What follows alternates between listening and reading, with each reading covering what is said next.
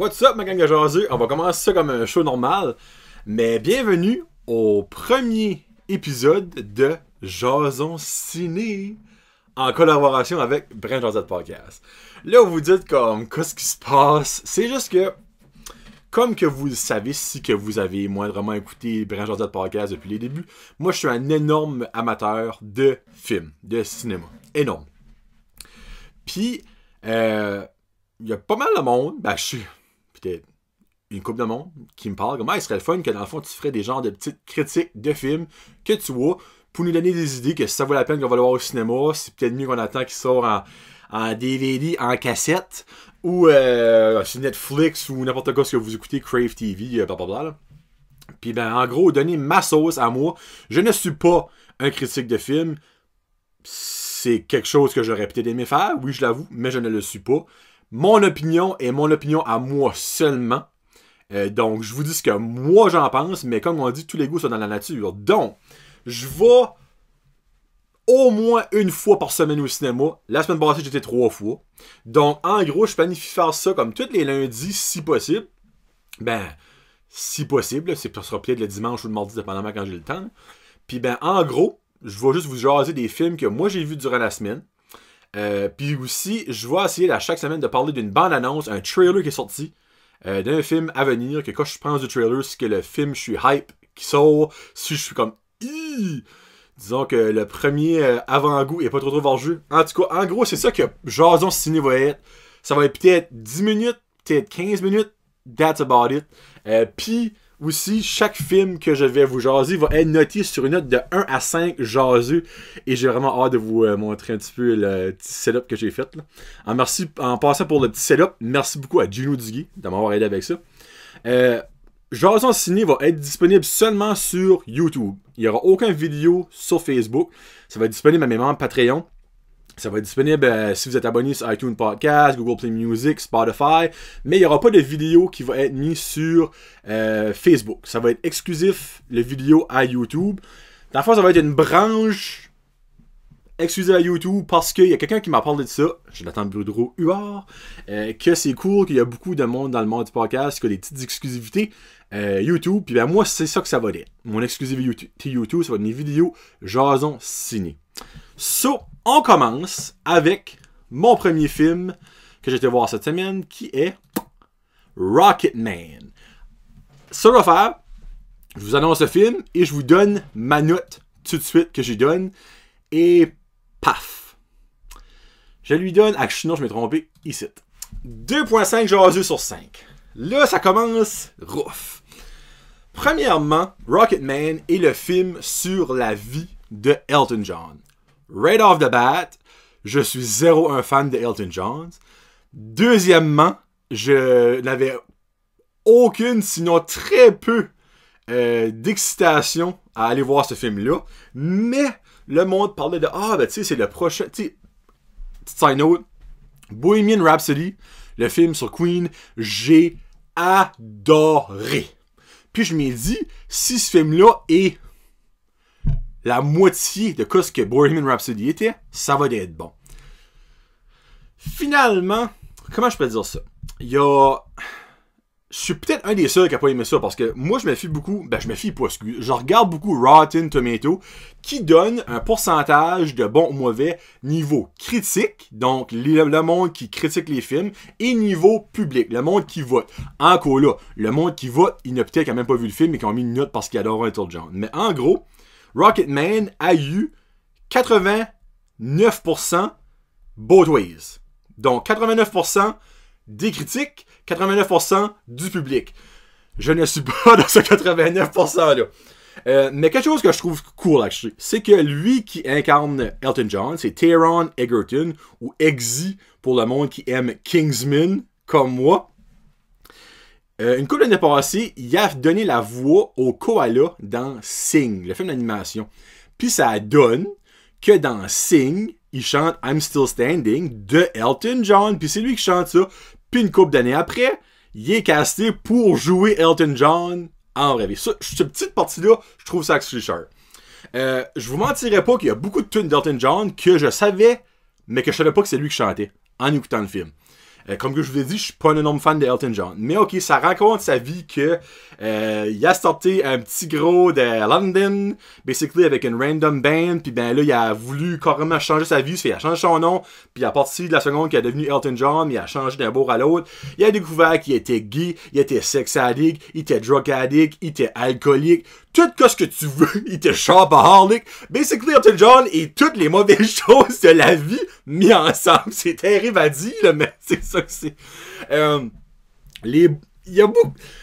J'ai un petit peu de misère avec les films. Comme exemple, Bohemian Rhapsody, j'ai adoré ça en cause que les chansons étaient soit chantées en enregistrement ou en spectacle. C'était pas des random moments comme qui sont en train de pisser out of nowhere. Commence à danser. Ben dans Rocketman, c'est le même. Je déteste les films qui sont comme ça, à moins que c'est d'avance un musical. Exemple, The Greatest Showman, qui est, à mon avis, le meilleur musical de l'histoire. Ça, tu sais que ça, tu t'attends à ça. Tu sais que ça va être de même. Mais Rocketman, moi, je m'attendais que ce soit un petit peu comme Bohemian Rhapsody, que dans le fond, Elton, les tunes qu'il chantait, ce soit des performances ou qu'il était en train de les recorder en studio. Mais là, il y a des bouts, il est en train de chanter live, puis d'un coup, le monde commence à voler. J'étais comme calice, comme, qu'est-ce que c'est ça, esprit? Il y a des bouts, c'est lui, le jeune, qui chante. Don't get me wrong, il y a des enfants qui chantent bien, mais lui, là-dedans, il chantait pas bien. Puis ben, des bonnes tunes d'Elton John, que moi, j'expectais que c'était, dans le fond, un bon mix, que c'était Tyrone qui chantait, mais c'était ce petit kid-là qui chantait. Donc, j'ai bien aimé ça. Puis aussi, le casting de la maman à Elton, Sheila, qui est Bryce Dallas Howard. J'aime cette actrice-là, mais c'était un casting de marde. Premièrement, parce que dans le fond, le producteur, ça dit, elle, pour la faire vieillir, on la fait grossir. So, chaque fois que tu la voyais plus vieille, elle était plus grosse. Puis quand elle est venue plus vieille, comme genre Elton, t'as couché en train de porter ses cheveux, tu vois, ça m'aide, mais j'ai vu beaucoup d'acteurs et d'actrices vieillis pour des rôles, mais elle, c'est la pire. C'est dégueulasse comment c'est mal fait. Donc, c'est pour ça que sur ça, je donne un 2.5 jaseux à Rocketman. Moi, si vous demandez à moi, allez pas voir ça au cinéma. Attendez que ça va sur Netflix. Wastez pas votre 12-13 piastres. Moi, je paye pas mes films parce que je travaille au cinéma, donc je vais tous les voir, moi, chill. Mais lui, j'ai sorti de là, puis j'étais comme, bah. Mais encore là, c'est mon opinion. J'étais là avec Marky. Marky, lui, il a trouvé ça pas pire. Ben, tu sais, pas pire. Marky, quoi, ça peut être pas pire, tu sais. Tandis que je sais que Bohemian Rhapsody, c'est comme un des films préférés à Marky. Donc, c'est ça que c'est pour Rocketman. 2.5 jaseux sur 5. On continue ça avec mon deuxième film que je vais voir cette semaine. Man in Black International. Et non, Tommy Lee Jones et Will Smith ne sont plus dedans.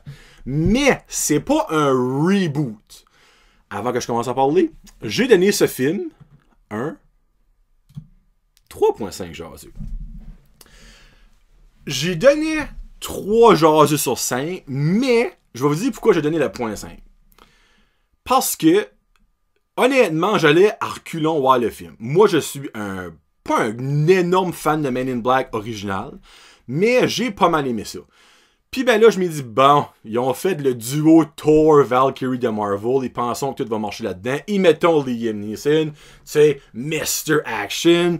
Puis ils ont mis ça international parce que les Men in Black étaient toutes faites à New York. Ça fait là, ils ont dit, gars, on va visiter le pays, on va visiter le monde. Ils sont à Marrakech, par bout à London, d'autres bouts. Mais j'ai été agréablement surpris et la vedette, là, vous la voyez pas. Actually, vous la voyez peut-être juste à côté du POG, qui est dans le I.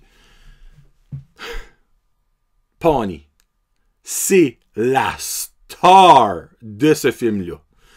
Honnêtement, là, ça vaut le coup d'entrée juste pour voir Pawnee. C'est un mini pawn. Dans le fond, c'est comme un petit bonhomme extraterrestre de jeu d'échecs. Mais il y avait une famille, dans le fond. Il y avait tous les pawns, les cavaliers, les remparts, la reine, le king. Puis ben lui, c'est le seul survivant après que les méchants de Men in Black ont passé. Puis ben, Pawnee, lui, il dit sa vie à des reines. Mais après avoir perdu sa reine, il n'y avait plus de raison de vivre. Donc, la Man in Black, la Woman in Black, là, qui, je me rappelle, c'est M, actually, là-dedans, c'est Agent M, ils ont tous des noms comme ça, là. Devient genre sa reine, on va dire, ok? Puis, je viens de faire sur Man in Black, que je me trompe pas de nom, mais ça me semble que c'est M, parce qu'elle s'appelle Molly. International. Et c'est ça que c'est. Agent. Pourquoi ça ne marque pas? Anyway, c'est Agent M, là, je sais. Puis ben, ce petit bonhomme-là, à peu près comme aux 2/3 du film embarque, puis c'est vraiment la star, c'est mental. Mais en gros, l'histoire, ça suit les Men in Black, mais il y a peut-être un personnage, là, la head chef là, de Men in Black à New York est encore dedans, qui est joué par une vieille madame, là, que je me rappelle plus de son nom. Tessa Thompson. Non, Tessa Thompson, c'est... Pourquoi est-ce que ça écrit pas ces mousses d'affaires-là?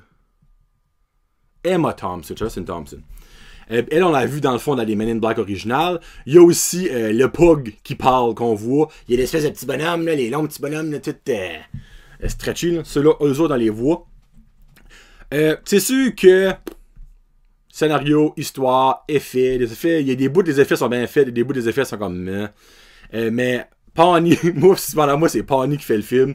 J'ai actually trouvé le méchant nice, les méchants, actually, ils sont deux. Je ferai pas de punch, mais en gros, elle, qui est Agent M, qui est Tessa Thompson, elle est victime, quand elle est jeune, d'une apparition d'extraterrestres. Ses parents sont hypnotisés avec le petit patente qu'ils font, le tchou, comme ça, ils oublient tout, là, mais elle, ce tchou-là, elle l'a pas mis, ça fait qu'elle s'en rappelle ça de toute sa vie. Puis, elle a comme but dans la vie de retrouver c'est qui les Men in Black, jusqu'à ce que finalement, après 20 ans de recherche, elle les trouve. Puis, ben, elle rentre là-dedans comme si de rien n'était. Puis là, ben, of course, ils l'arrêtent parce qu'il a raison que c'est pas une Men in Black. Là. Puis là, ben, jusqu'à ce qu'ils lui font prouver qu'elle a sa place là.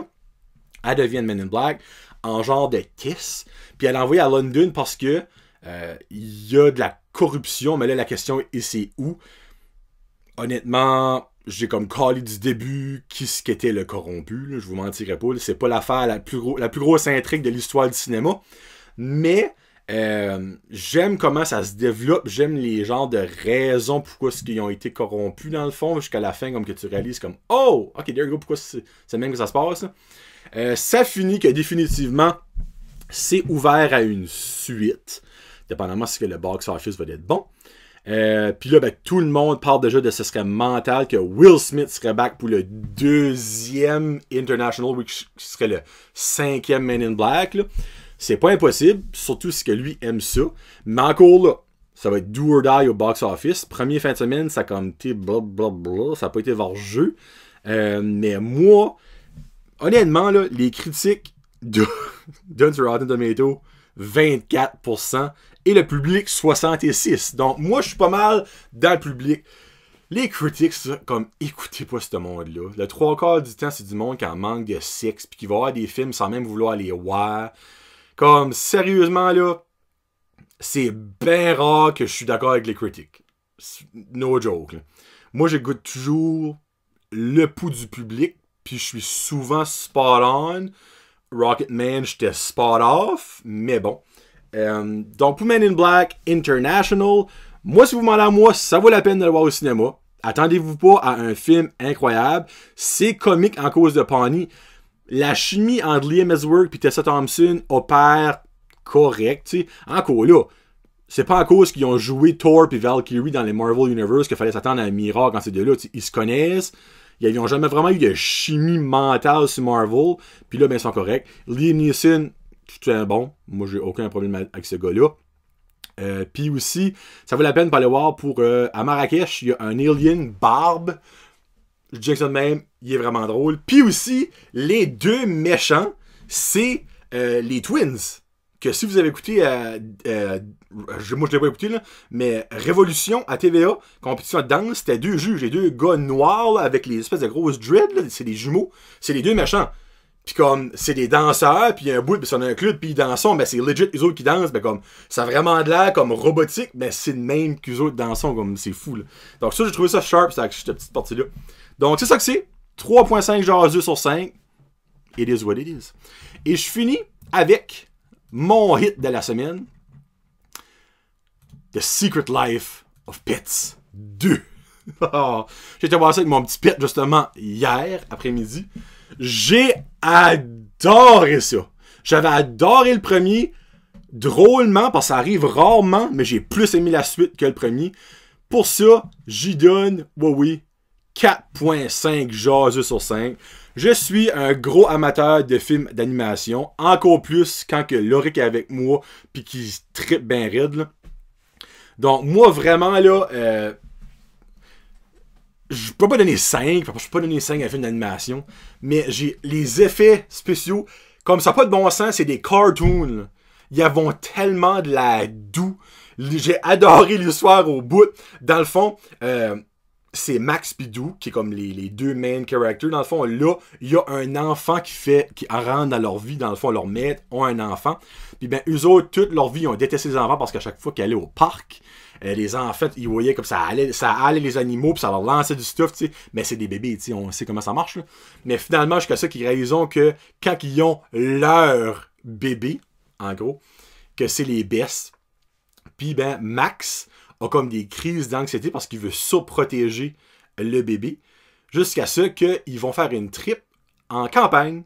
Puis ils rencontreront Rooster, qui est comme un genre de berger allemand, comme si, tu sais, il protège la ferme, là. Puis il leur fait réaliser bien des choses, puis c'est ça que j'ai adoré dans ce film-là. Parce que tous les parents overprotective de nos jours, qui dans le fond, ils mettent comme une bulle de marshmallow autour de leur enfant, qui veut pas qu'il tombe, veut rien qu'il fasse, veut rien qu'il mange, veut rien qu'il... Ce film-là, qui est un film d'animation, comme les enfants n'auraient jamais réalisé ça, eux autres, en écoutant ce film-là, Loric, tu sais, comme, il écoutait ça, pis t'es comme... Moi, j'étais comme, wow! Ça, c'est ça le message qui est en train de passer right now, là. Dans le fond, Rooster arrive, puis le petit est dans un parc. Puis là, ben, il est comme... Es-tu dangereux? Là, le Max, c'est comme... Non. Ben, pourquoi est-ce qu'il est dans un parc? Ah, ben, pour pas qu'il s'aventure. Pourquoi? Ben, pour pas qu'il se fait mal. Pourquoi? Ben, parce que c'est un enfant. Et puis... Ils remettent tout en doute, dans le fond. Ouais, ce qui est tellement vrai. Comme c'est tellement vrai. Hey! J'ai des photos. Quand j'étais jeune, je mangeais de la viande crue. J'ai 31 ans, je suis encore ici. J'ai des photos. Quand j'étais jeune, je mangeais la terre dans les fleurs à ma mère. 31 ans, encore ici. Faut laisser vivre les enfants. Comme, sérieusement, faut laisser vivre les enfants. Comme que Rooster disait dans le film, il dit « Je n'ai mangé des fils électriques quand j'étais jeune. Je l'ai-tu refait? » Non, t'apprends tes erreurs. Mais exactement. Faut qu'on apprenne nos erreurs. Nos petits jeunes, tout sur le côté, là, quand ils font une erreur, là, ben, ça ne remettent pas. Puis ben, des choses dramatiques arrivent, et vous savez de ce que je parle quand je veux dire dramatique. Parce que les jeunes à cette heure, l'échec, ils ne connaissent pas ça, parce qu'ils l'ont jamais vécu. Puis quand tu connais l'échec trop vieux, ça fait ça en crisse. En crisse. Tandis que quand tu connais l'échec jeune, c'est pas si pire. Quand tu grandis, ça n'est pas si pire. Puis Rooster, moi, m'a fait comme, wow! Je lève mon chapeau que j'ai pas right now, là, au producer d'avoir passé ce message-là. Sérieusement, si vous n'avez pas d'enfants, attendez peut-être qu'il soit sur Netflix parce que ça va au moins garder mal. Mais si vous avez des enfants, vos enfants vont l'adorer. Le petit Harry, il a dit, papa, j'ai adoré le film. Il a ri d'un bout à l'autre. Il a pas demandé une fois quand c'est que le film allait finir. Ce film-là passe comme de même, ça n'a pas de sens. Puis aussi, un autre petite side story, autre que la story qui s'en va en campagne, mais je vous l'expliquerai pas, cette partie-là. Mais en gros, c'est le lapin qui sauve un tigre de Bengale, je crois qu'il est de Bengale, qui est lui aussi maltraité dans un cirque. Une autre affaire très années 2000 là, qui se passe. Donc, vraiment, 4.5 jaseux sur 5 pour The Secret Life of Pets 2. Apportez vos enfants. Vous n'avez pas d'enfants, fuck it, allez-y. Moi, je vais tout avoir des films d'animation tout seul. Allez-y. Juste comme, allez-y. Vous allez adorer ça. Les effets sont mentaux. Il y a une école de bébés animal. Non, non, non, non, non, non, non. Si vous n'êtes pas comme, oh, il y a des petits chiens, des petits pugs. Il y a Pickle, un espèce de petit chien tout potelé, qui arrive au genre d'enseignant qui est le chien avec des roulettes, le vieux monsieur. Là. Ben, le vieux chien, là, en fond, si vous avez vu le premier. Non, faut que je fasse caca. Ben alors, trouve-toi une botte. Puis le putain, il revient. Alors, t'as trouvé une botte? Oui, j'ai trouvé une botte. Et c'est certain que mon propriétaire ne trouvera pas cette crotte de sitôt. C'est toutes des petites affaires comiques d'avant. Vraiment, ça vaut la peine. Là. Je vous suggère d'aller voir ce film-là. C'est vraiment bon. Donc, ça que c'est pour mes films cette semaine. Là, cette semaine, je prévois aller voir...